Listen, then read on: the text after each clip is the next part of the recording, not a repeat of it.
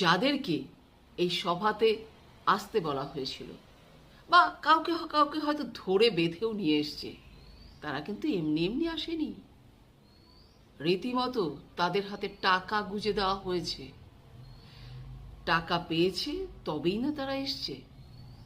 এগুলো কিন্তু একটাও আমি বানিয়ে বলছি না, আমি প্রমাণ দেখিয়ে দিতে পারি যে তাদের হাতে ৩০০ টাকা করে দেওয়া হয়েছে, তবেই সেখানে অত লোকের ভিড় হয়েছে।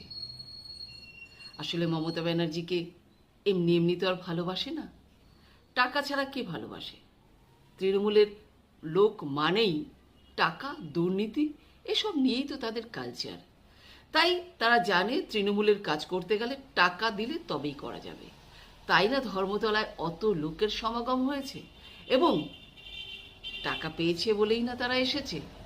এমনি এমনি কি অত লোক আসে? আপনারাই